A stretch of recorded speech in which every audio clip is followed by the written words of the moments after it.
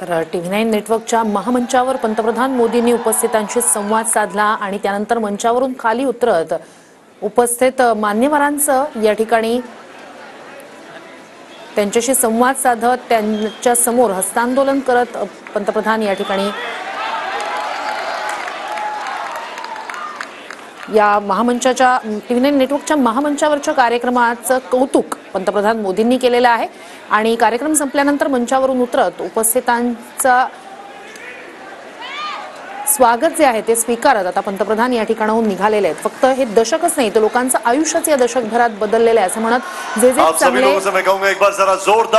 उपक्रम जे आहेत ते सरकारकडून हाती घेण्यात आलेले होते तरुणांच्या फायद्याचे कसे आहेत हे या ठिकाणी पंतप्रधान मोदी यांनी सांगितलेलं आहे आणि पंतप्रधानांचं संबोधन संपल्यानंतर मोदी मोदी असा जयघोष या ठिकाणी ऐकता आला।